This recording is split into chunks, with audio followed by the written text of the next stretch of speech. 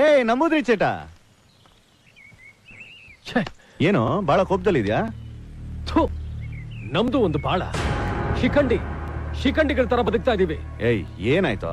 ಈಗ 10 ವರ್ಷಗಳ ಹಿಂದೆ ಆ ಬಾಯ್ ಸಾಬ್ ಒಬ್ಬ ಬಚ್ಚಾ ರೌಡಿ. ಈ ರಾಜಕಾರಣಿಗಳು ಅನ್ನೋ ಲುಚ್ಚಾಗಳು ತಮ್ಮ ಬೇಳೆ ಬೇಯಿಸ್ಕೊಳ್ಳೋದಕ್ಕೋಸ್ಕರ ಅವನ ಜೊತೆ ಕೈ ಜೋಡಿಸಿದ್ರು, ಅವನ ಬೆಳೆಸಿದ್ರು.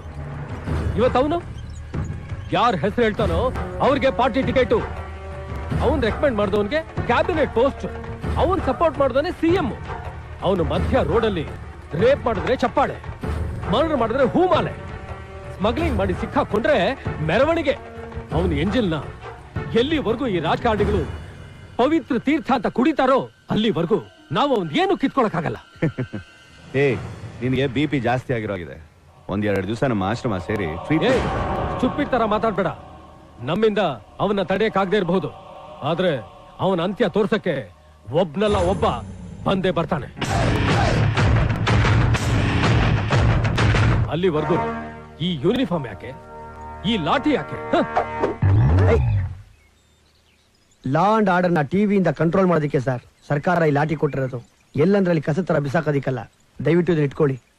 ಅಯ್ಯಪ್ಪ, ಯಾವರು ಸರ್? ನಾವು Mysuru sir, Karnataka sir. Malavalli, Maddur, Mandya, Mysuru. Correct. ಜೋಕ ಮೂಳೆ ಮುರಿದ್ಬಿಡ್ತೀನಿ. ಸುಮ್ಮನೆ ಸಾಹೇಬ್ರ ಗರಂ ಆಗವ್ರೆ. ಅಣ್ಣ, ನೀವು ಆಶ್ರಮದ ಓನರ್ ತರ ಕಾಣಿಸ್ತೀರಾ. ಟ್ರೀಟ್ಮೆಂಟ್ಗೋಸ್ಕರ ಬಂದಿದೀವಿ. ತಾವು ಚೂರು ರೆಕಮೆಂಡೇಶನ್ ಮಾಡಿದ್ರೆ ಟ್ರೀಟ್ಮೆಂಟ್ ತಗೊಂಡು ಹೊಂಟೋಯ್ತೀವಣ್ಣ. ರೆಕಮೆಂಡೇಶನ್ ಏನು ಬೇಡ. ರಿಸೆಪ್ಷನ್ ಅಲ್ಲಿ ನನ್ನ ಮಗಳಿರ್ತಾಳೆ, ಅವಳನ್ನ ಮೀಟ್ ಮಾಡಿ. ಬಂದೆ